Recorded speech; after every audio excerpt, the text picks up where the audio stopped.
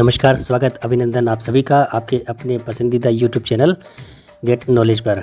आपका अपना host and दोस्त भूप सिंह चौधरी करता हूं आप सभी का हार्दिक स्वागत और अभिनंदन। दोस्तों, काफ़ी लंबे समय के बाद आज एपिसोड लेकर आया हूं और इसके पीछे की वजह कुछ व्यस्तताएं रही निश्चित तौर पर, और कुछ बाहर का टूर भी रहा। विशेष तौर पर आज का ये अंक आपको बहुत पसंद आने वाला है साथियों, क्योंकि इसके अंदर हम कुछ यूनिक चीज़ आज सम्मिलित कर रहे हैं। यूनिक एक टॉपिक आपके लिए हम प्रस्तुत कर रहे हैं। तो हम शुरू करें उससे पहले आप अपने चैनल को यदि आपने सब्सक्राइब नहीं किया है तो प्लीज़ एक बार सब्सक्राइब ज़रूर कर दें। शेयर नहीं किया तो शेयर करें, और लाइक नहीं किया तो लाइक भी कर दें। कमेंट्स भी आप करते रहें, जो भी आपकी राय हैं। तो दोस्तों, आज का ये अंक जो हम आपके सामने प्रस्तुत कर रहे हैं, आपके समक्ष हम प्रस्तुत कर रहे हैं, दरअसल इस अंक में कुछ दर्शनीय स्थलों का हम आपको दर्शन करवाएंगे। और विशेष तौर पर बूंदी की अगर हम बात करें तो, क्योंकि बूंदी का एक ऐतिहासिक दृष्टिकोण से अगर देखा जाए तो बूंदी शहर जो है अपने आप में एक अलग स्थान रखता है। और बूंदी एक उस जब समय में ऐतिहासिक काल में एक रियासत के तौर पर भी रही है। तो आज के अंक में हम दो दर्शनीय स्थलों का जो है आपको यहाँ दर्शन करवाएंगे। विशेष तौर पर 84 खंभों की छतरी जो बूंदी में स्थित है, और ख़ासकर जीके जनरल नॉलेज में बहुत ज़्यादा पूछा जाता है प्रश्न, 84 खंभों की छतरी कहाँ पर स्थित है। तो इसके बारे में हम आपको संपूर्ण जानकारी देंगे। और विशेष तौर पर जो शिलालेख वहाँ पर लिखा हुआ है वो भी हम आपको जो है पढ़कर सुनाएंगे। कोशिश करूँगा कि शायद वो शिलालेख मैं आपको इस वीडियो में दिखा सकूँ। अगर शिलालेख वीडियो में दिखा नहीं पाए तो मैं आपको पढ़कर ज़रूर सुनाऊंगा। इसके बाद में हम जो है सुख महल जो बूंदी के अंदर स्थित है उसके बारे में भी जानकारी हम आपको देंगे, और वहाँ के शिलालेख के विषय में भी आपको बताएंगे कि शिलालेख पर क्या लिखा हुआ है, क्या अंकित है। साथ ही साथ सुख महल के अंदर जो संग्रहालय बना हुआ है तो उसका भी एक डेमोस्ट्रेशन हम आपको दिखाएंगे कि उसके अंदर क्या क्या चीज़ें रखी गई हैं। उस वक्त के जो हथियार थे उनके, वो भी हम आपको दिखाएंगे। साथ ही साथ एक बहुत महत्वपूर्ण चीज़ जिसे हम कह सकते हैं कि बूंदी चित्रकला, क्योंकि चित्रकला आप सभी पढ़ते हैं जीके के अंदर। और राजस्थान में मुख्य रूप से अगर चित्रकला की बात करें तो 4 स्कूल माने जाते हैं, जिनमें से बूंदी भी एक उसमें आता है। तो बूंदी चित्र शैली अपने आप में एक विशिष्ट स्थान रखती है। तो बूंदी शैली के चित्र हम आपको दिखाएंगे कि किस तरीके से चित्र बने हुए हैं, क्या उनकी छटाएं हैं, क्या उनकी रंगत है। तो बहुत मज़ा आने वाला है दोस्तों आज के वीडियो में आपको। अगर आप जीके के अंदर इंटरेस्ट रखते हैं, रुचि रखते हैं, तो निश्चित तौर पर यह वीडियो आपके लिए है। तो आइए करते हैं शुरुआत। सबसे पहले हम आपको 84 खंभों की छतरी के दर्शन कराएंगे, और उससे भी पहले मैं आपको वो शिलालेख पढ़कर बता देता हूँ जो बूंदी 84 खंभों की छतरी पर जो शिलालेख बना हुआ है। तो आइए देखते हैं कि उस शिलालेख के ऊपर क्या लिखा हुआ है। बहुत ऊंचे प्लेटफॉर्म पर निर्मित इस विशाल छतरी का निर्माण राव राजा अनिरुद्ध सिंह द्वारा 1683 ईस्वी में धायपुत्र देवा की स्मृति में करवाया गया था। धायपुत्र जो देवा थी उनके पुत्र की स्मृति में इसे करवाया गया था 1683 ईस्वी में। छतरी के आंतरिक भाग में चित्रांकन द्रष्टव्य हैं। छतरी के मध्य भाग में मत्स्याकृतियाँ एवं अप्सराओं का चित्रण है। नीचे के स्तरों में मल्लयुद्ध, राजपुरुष वीणा बजाती नायिकाएं आदि अद्भुत भित्ति चित्र चित्रित हैं। ऊपरी सीढ़ियों की दीवार पर भी 2 समूह में चित्रांकन है। छतरी के नीचे प्लेटफॉर्म पर शिवलिंग प्रतिस्थापित है। प्लेटफॉर्म में भी 4 लघु खंभे हैं। छत के ऊपरी भाग के मध्य में भी एक अन्य छतरी व चारों कोण भागों पर 4 छतरियां हैं। इन सभी में 84 कलात्मक खंभे हैं। जगती पर पशु पक्षियों और जनजीवन संबंधी अद्भुत मूर्तियां उत्कीर्ण हैं। यह छतरी स्थापत्य कला, मूर्तिकला और चित्रकला की दृष्टि से अत्यंत महत्वपूर्ण है। तो ये तो जो है लिखा हुआ था 84 खंभों की छतरी जो स्थित है जहाँ पर, वहाँ पर ये शिलालेख लिखा हुआ है। तो इसके अंदर जो सूचनाएं अंकित हैं वो वीडियो में हम आपको दिखाएंगे कि कैसे कैसे क्या क्या। और निश्चित तौर पर जब हमने उसका भ्रमण किया तो वो छटा देखने लायक थी। शिवलिंग के दर्शन भी हमने किए, भगवान भोलेनाथ से आशीर्वाद भी लिया वहाँ पर। और वाकई 84 स्तंभ हैं, हमने काउंट भी किया, क्योंकि होता है ना एक उत्साह, मतलब एक अलग एक क्या कह सकते हैं उसको, आई नो, मतलब वो वर्ड मुझे ठीक से याद नहीं आ रहा, एक्साइटमेंट जिसे आप कह सकते हैं। हाँ, एक एक्साइटमेंट ज़रूर होता है कि हाँ यार ऐसा है कि नहीं, क्योंकि बचपन में ये सब चीज़ें हमने जी हैं, तो सभी को एक्साइटमेंट तो होता है कि यार वास्तविकता है या नहीं है। तो हमने गिनने का प्रयास किया, वास्तव में 84 स्तंभ उसमें मिले भी हैं। तो आइए हम समय वेस्ट ना करें और आपको दिखाते हैं वो 84 खंभों की छतरी का दृश्य किस तरीके से वो नज़र आती है।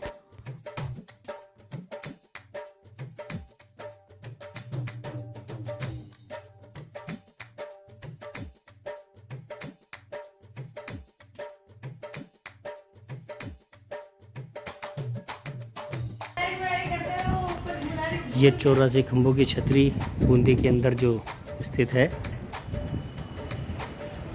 इसके बीच में महादेव जी विराजमान है। ये हमारे मित्र किशन जी, नमस्कार सर। ऊपर आते हैं।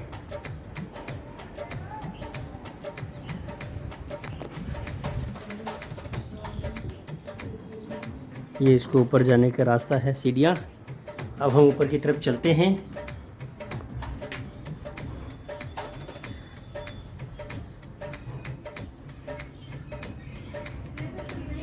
बहुत खड़ी सीढ़ियाँ हैं।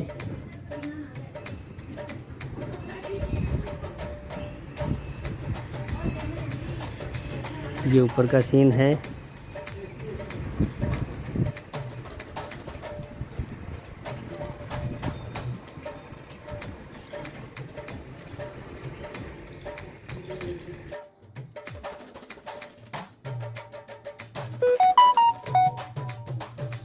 तो ये तो आपने देखा 84 खंभों की छतरी, और यकीन है या उम्मीद है कि आपको ज़रूर पसंद आया होगा।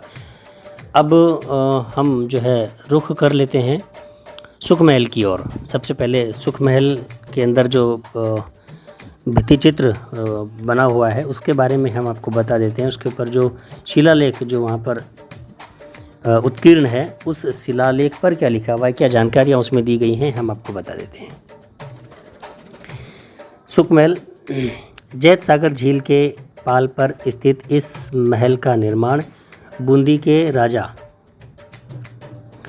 विष्णु सिंह द्वारा 1773 से 1821 ईस्वी द्वारा उनके दीवान एवं वास्तुविद सुखराम की देखरेख में 1776 ईस्वी में करवाया गया था।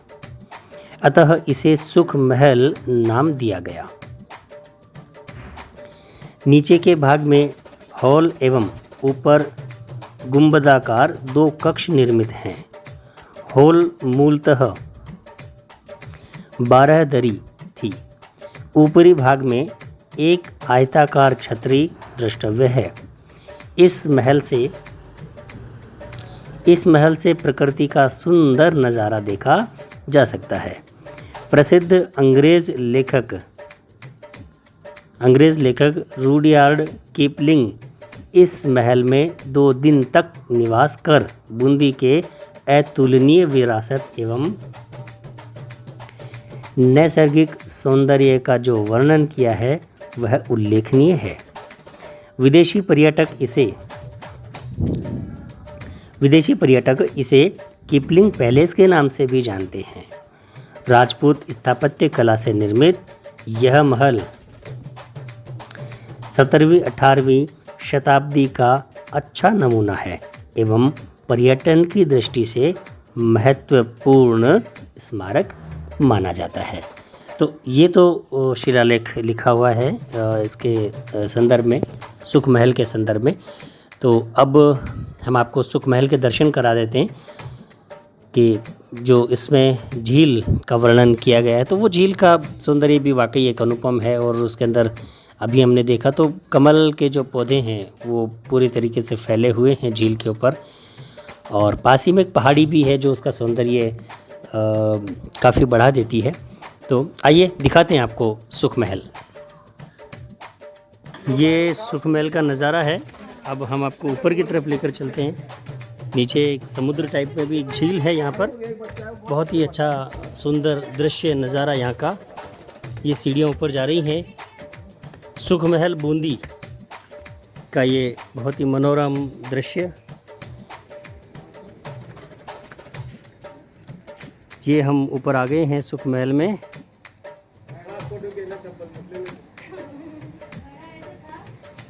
ये हमारे मित्र, hello Kishan. Hi brother, how are you? Yeah fine.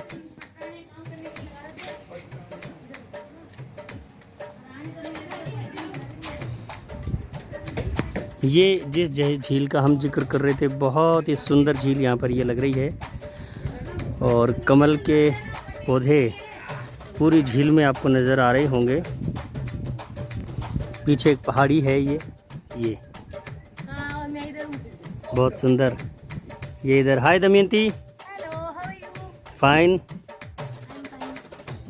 Not fine. और ये हमारे मित्र, हेलो मुरारी। हेलो मुख सिंह। कैसे हो? बस मजे ले रहे हैं। घूमिए सर। सुख ले रहे हैं। बिल्कुल घूमिए घूमिए।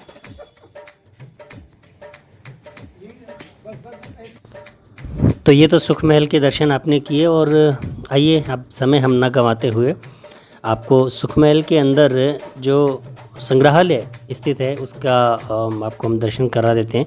पहले तो कुछ मूर्तियाँ स्थापित की गई हैं, हम उनको दिखाएंगे, और उसके बाद आपको जो है कुछ जो हथियार जो रखे गए हैं उनको दिखाते हुए अंत में आप जो है इस वीडियो के अंदर बूंदी शैली की जो बूंदी चित्र शैली की जो चित्रकलाएं हैं उनका भी आप दर्शन करेंगे। आइए देखते हैं।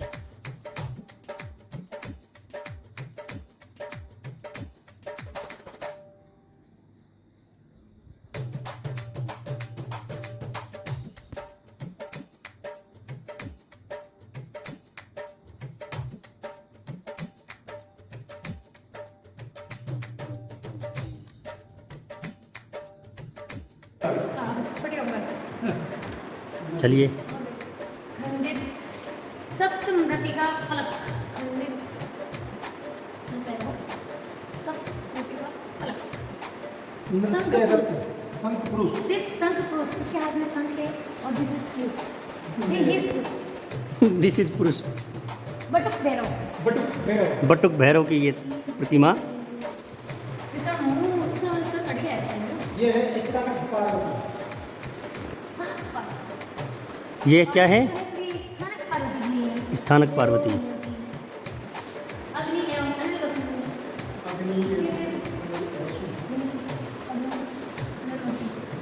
ये वाला ना, वो बड़े वाला ना, अग्नि के गजासुर समान। गजासुर बोले तो अपने हाथी का जिसे हाथी ये वो बड़ा वाला नरब्रहा। ये चतुर्हस्त कृष्ण। ये चतुर्हस्त कृष्ण।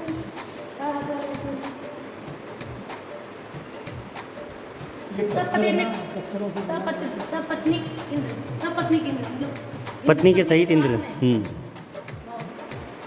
दिक्पाल। दिक्पाल, सॉरी दिक्पाल, दिस इज दिक्पाल।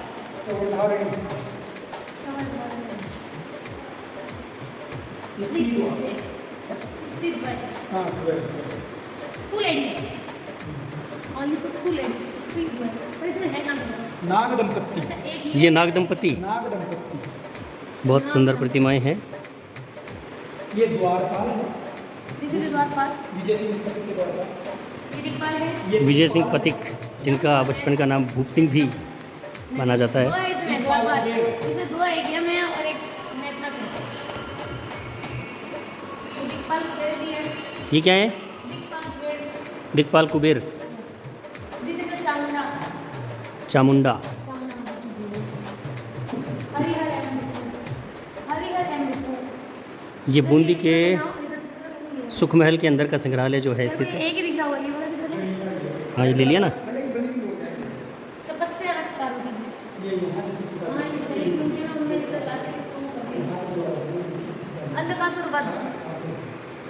अंधकासुर वध। अंधकासुर वध की प्रतिमा यहाँ पर स्थित है। ये है मेरे प्रिय उमा महेश्वर। उमा महेश्वर की प्रतिमा। अनिल वसु। ये है अनिल वसु। अनिल वसु। यस। हाँ भैया। और दामोदर। ऋषिकेश और दामोदर। ऋषिकेश और दामोदर। चलिए इधर चतुर्हस्त अग्नि। चतुर्हस्त अग्नि, बहुत ही बढ़िया। नित्य रक्त गणेश जी डांस करते हुए। नृत्य करते हुए गणेश जी की प्रतिमा यहाँ पर है। तो ये सभी प्रतिमाएं इस संग्रहालय में स्थित हैं। बहुत ठंडी हो गई है। इन्होंने जो निकाली थी बहुत ठंडी हो गई है। बहुत पहले की है। ये चित्रकारी तो ये चित्रकारी की तरफ हम देखते हैं। दमयंती डिस्क्राइब करें आप। ये चित्रकारी है यहाँ पर बूंदी की। ये पहला चित्र, किसका चित्र दमयंती बताओ आप। इसके अंदर लिखा हुआ है भवन के नीचे गोपी द्वय वार्ता उपर झरोके ये है कृष्ण- ग्वालिन की मटकी को उड़ेले कृष्ण मटकी में मतलब कुछ दो नहीं, बात कर रही हूँ, ऊपर मिलने से पर कृष्ण लज्जित जाते हैं। होकर गमन करते हुए कृष्ण। बहुत ही सुंदर। दूसरा चित्र, दूसरा चित्र ये है कृष्ण बांसुरी वादन करते हुए साथ में सखा एवं गोपियां चित्रित, नीचे दो स्त्रियां नृत्यरत। मतलब दो दूसरा बात चित्र ये खींच रहा है और वो फोटो बताओ उसके बारे में है। नहीं, वो तो सारा है। नहीं ये आ रहा है, सही आ रहा है। ग्वालिन की मटकी को उड़ेलते हुए कृष्ण मटकी में कुछ नहीं मिलने पर लज्जित होकर गमन अब करते इधर हैं। आओ। बूंदी की चित्रकारी, बहुत ही जो चित्रकला जो प्रसिद्ध है बूंदी की, वो हमने यहाँ पर है झरोके जिसमें लिखा हुआ है कृष्ण एक स्त्री से वार्तारत, अन्य स्त्रियां छत से देखती हुई द्रष्टव्य भवन में राधा का भी अंकन, यानी राधा भी है साथ में यहाँ पर। तो चित्रशैली जो चित्रकला आप पढ़ते हैं जीके में, तो बूंदी चित्रशैली एक अपना प्रमुख स्थान रखता है। तो वो चित्र हम आपको दिखा रहे हैं, बूंदी चित्रशैली किस तरीके से चित्रित हैं। राधा और कृष्ण के बारे में बताया गया है। ऊपरी पलक में राधा की विश्वास पात्र कृष्ण से प्रिय गोपी को रास लीला में लाने के बारे में ऐतराज करते हुए संगीय स्त्रियां रास लीला करती हुई द्रष्टव्य, यानी कि श्री कृष्ण को रास लीला करनी होती है और वो राधा को लेके आ रही है, लेकिन उसको है ना जो लज्जा आ रही है राधा को कि मैं नहीं चलूंगी, लेकिन वो जो उसकी सखाएं हैं, जो उसकी सहेलियां, वो साथ में उनको लेके आ रही है। लेके आती हैं। बहुत अच्छा, सुंदर। और एक ये है जिसमें है कृष्ण एक हाथ से राधा का हाथ पकड़े हुए, उसी समय गोपी कृष्ण की शिकायत करते चित्रित। मतलब गोपी है ना जो कृष्ण की शिकायत कर रही है, जबकि क्या कर रखा है कि राधा का हाथ उन्होंने पकड़ा हुआ है कृष्ण ने। बहुत ही लेकिन बढ़िया। फिर भी है ना जो वो कटाक्ष रह रही है। जी, ये अगला ये चित्र है अगला चित्र जिसमें है भवन के सम्मुख सखी राधा का श्रृंगार करते हुए वृक्ष पर जीव जंतु एवं पक्षी दृश्यव्य, यानी कि यहाँ जीव जंतु है, पक्षी बैठे हुए हैं और यहाँ पर ये हो रहा है। अगला चित्र, अगला चित्र बोले तो हम कह सकते हैं कि भवन पर राधा सखी वर्ता ऊपर सूर्य के का रथ के साथ अंकन दृश्य है, यानी कि सूर्य का रथ निकल रहा है उधर से और यहाँ पर राधा और उनकी जो सहेलियाँ हैं वो वार्तालाप कर रही है। उसके अलावा ये जो चित्र है अंतिम, राधा निकुंज में बेटी कृष्ण की प्रतीक्षा करती प्रतीत होती है। नीचे मृग, मयूर, शशक एवं बतखों का सुंदर चित्रण है, यानी कि ये पानी के समीप बैठे हैं, तालाब के सरोवर के समीप, जहाँ पर ये शस्त्रागार में हम प्रवेश कर रहे हैं, सुख महल के जो संग्रहालय है। तो ये हम इसमें दरवाजे में, हाय किशन, आ जाओ। नमस्कार। नमस्कार साहब। ये देखिए साहब, ये है भाले, देसी कटे के लिए ये भाले रखे हुए हैं। स्पेड्स हैं ये भाले, ये राजा महाराजाओं के जमाने के होते थे, तो इनको भाले से जो भी शिकार करना भाले। हाँ, ये हमारे इस्लामिक मुरारी थोड़ा साइड में रहो, ये इधर है थोड़ा पीछे आओ। विभिन्न प्रकार की रिवाल्वर, अलग अलग प्रकार की रिवाल्वर है, इनके अंदर बारूद, गोली सबका इस्तेमाल किया जाता तो उस जमाने में रिवॉल्वर चलती थी क्या? है ना। रिवाल्वर है, ये है पत्थर कला से और कारतूस दोनों हैं। ये वायरस टाइप भी लाइक ये है, इसको बोल सकते हैं हम नाल मुख बनी टोपीदार बंदूक। ये है नाल मुख टोपीदार बंदूक, इसके अंदर है ना बारूद भर के और फायर किया जाता था। ये अंग्रेजों के ज़माने की, हो सकता है कि वो मरे और ये छोड़ गए हो, लेगा कौन फिर उठाएगा? बिल्कुल संभव है। नाल मुख बनी टोपीदार बंदूक की ये भी, ये सारी बंदूकें हैं। ये बंदूक तथा बारूदवानी, इसमें ये जो रखी हुई है नीचे, इधर दीजिए फोक्स थोड़ा सा, ये जो है इनमें बारूद भरा जाता था। अच्छा, और ये इसके अंदर प्रेसित किया जाता था और इसको फायर किया जाता था। ये बंदूक तथा बारूदवानी ही है। इसके अंदर ये जो बंदूक होती है, इसके अंदर बारूद बना के बारूद भरा जाता था और बंदूक के अंदर इन्वॉल्व करके फायर किया जाता था। इससे क्या होता था कि बहुत दूरी तक के व्यक्ति मतलब या जो भी शिकार करना होता था वो इजी वे में आसानी से शिकार किया जा सकता था। ये है ढाल और तलवार। ये ढाल है, ये बीच में जो है ये ढाल है जो बचाव के लिए काम में ली जाती थी ना। ये चारों तलवारें हैं जो पुरानी जमाने दुश्मन जो प्रहार करते थे उससे बचाव करने के लिए ढाल का इस्तेमाल। 7 दांतों से बनी हुई विभिन्न तलवारें, ये विभिन्न प्रकार की ये भी तलवारें ही हैं। इनमें कोई तो बिल्कुल तिरछी है, कोई सीधी है। कितनी अच्छी अच्छी तलवारें ऐसे घर में हो तो अभी तो आजकल तो वैलिड ही नहीं है सब। लाल चतुर्दिक कटार एवं छुरियाँ, ये कटारें हैं, छुरियाँ हैं। इनसे ना जो मतलब हमला करके अपनी जान भी बचाते थे और जान भी लेते थे ढाल के प्रयोग से। ढाल के प्रयोग से।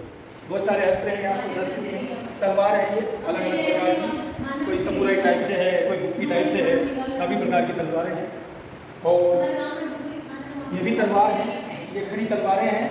इनसे मतलब कहीं बहुत सी दूरी से ही है ना जो मतलब शिकारी को घायल किया जा सकता है। जैसे अपने जो दुश्मन हैं उनको परास्त किया जा सकता था, उनको घायल किया जा सकता था। और ये विभिन्न प्रकार की ये अलग अलग किस्म की तलवारें हैं।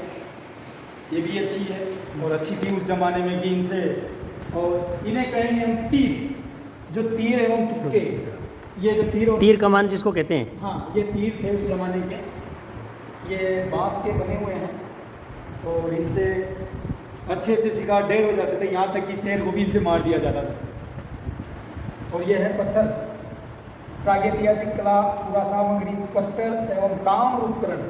ये कुछ ताम्र के बने हुए हैं, कुछ पत्थर के हैं। ये ऐसे पत्थर दिखाई नहीं देते आज के ज़माने में, आज के युग में अभी है भी नहीं, क्योंकि ये बहुत पुराने पत्थर हैं। इन पत्थरों को देखते हैं तो ऐसा लग रहा है कि जैसे ऑटोमेटिकली इनमें शाइनिंग है। वाह, क्या गजब नज़ारा इन पत्थरों का भी। बहुत अच्छा है, देखो ना, ब्लैक कलर के हैं, ब्राउन है, अलग अलग प्रकार, अलग अलग वेराइटियाँ। ऐसे पत्थर तो देखने पर ही मिलते हैं, क्योंकि ये ऐसे पत्थर हैं जो पहाड़ों से घिस घिस के एक तरह से मतलब शाइनिंग में आ चुके हैं। ऐसा लग रहा है कि ये पत्थर नहीं, कोई हीरे हो। धन्यवाद। तो ये संग्रहालय, बहुत बहुत धन्यवाद किशन जी आपका। तो दोस्तों ये तो था हमारा आज का कार्यक्रम, और ये बूंदी भ्रमण जो हमने किया उसकी कुछ झलकियाँ हमने आपको दिखाई हैं, और आशा करता हूँ कि शायद आपको ज़रूर पसंद आए होंगे। यदि आपको पसंद आया तो ज़रूर आप हमें बताएं कमेंट्स के माध्यम से। और चलते चलते यही निवेदन कि आपने चैनल सब्सक्राइब नहीं किया तो कृपया सब्सक्राइब करें, लाइक नहीं किया तो लाइक भी करें, और शेयर भी अपने दोस्तों को करते रहें। तो बहरहाल लेते हैं आपसे इजाज़त आज के कार्यक्रम को समेटने की, इस वादे के साथ कि अगले अंक में एक बार फिर होगी आपसे मुलाकात एक नई कहानी के साथ। तब तक के लिए नमस्कार।